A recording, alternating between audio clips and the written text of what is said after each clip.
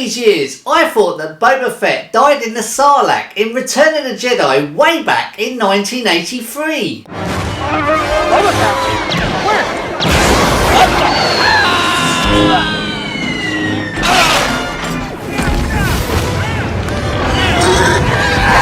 Turns out he didn't.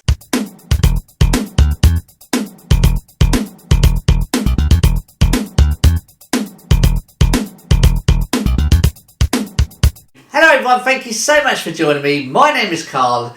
Today's video is my full review on the Book of Boba Fett, which is available on Disney Plus now. This is a spoiler-free review, so if you haven't seen the Book of Boba Fett yet, you can carry on watching. I won't give anything away. Amazingly, the Book of Boba Fett had 5 different directors, including Bryce Dallas Howard.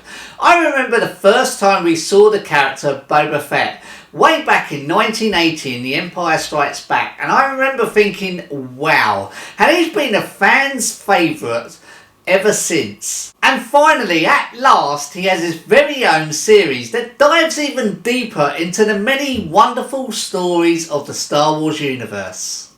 The story shows us what Boba Fett's been up to in the period between the Return of the Jedi and the Mandalorian. With Jabba the Hutt now gone, Boba Fett and companion Fennec Shan, played by Ming-Na Wen, set out a plan to take over Jabba's palace, but things aren't that easy when they are faced with some unpleasant opposition.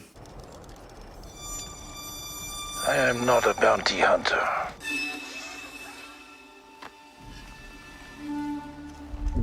I've heard otherwise.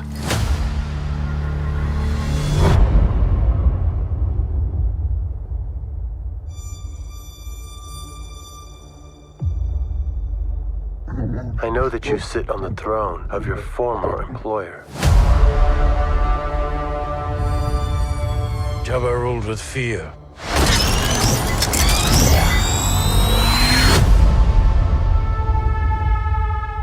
I intend to rule with respect.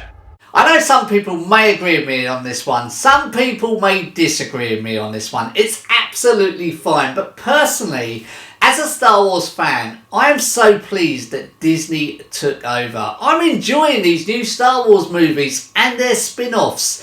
They dive more into the Star Wars universe. They show us a different side that we wouldn't have seen before if it wasn't for Disney. And it's the same with these series as well. First we had The Mandalorian Season 1 and Season 2. Now we have the Book of Boba Fett. And again, they dive more into that universe. They show us things we wouldn't normally see. Plus, these series are reaching out to non-Star Wars fans as well, because my daughter, she doesn't like Star Wars. She loves The Mandalorian, and she's really enjoying the Book of Boba Fett as well, which is great because we can sit down as a family and watch Star Wars. It's fantastic.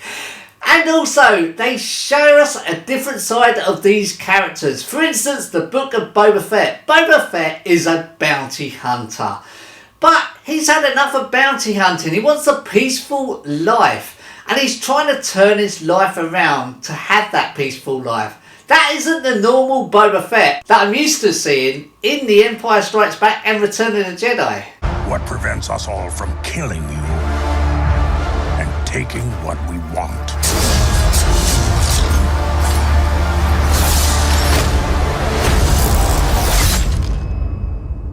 If you had spoken such insolence to Jabba, he'd have fed you to his menagerie. Please, speak freely. As with all the others, the Book of Boba Fett introduces us to new characters, new creatures, new aliens, new droids, as well as staying true to the original 3 movies. The Book of Boba Fett pretty much stays on Tatooine, and we get to see more of the Dune Sea, as well as, this is the best bit, more of Jabba's palace. We also get to spend more time with the characters. In the Book of Boba Fett, we spend a lot of time with the Sand People. And we also see a different side of the Bantha, a side I've never actually seen before. And talking of different sides, we get to see a different side of the Rancor as well. Some of you might have recognised the Rancor from Return of the Jedi. The visual effects used was stunning. At times, it felt like you were in this really hot desert. Bearing in mind this was shot during the second wave of the pandemic. I also like the way we did get to see ruins from Return of the Jedi. For instance, we saw Jabba's sail barge all broken up in the sand.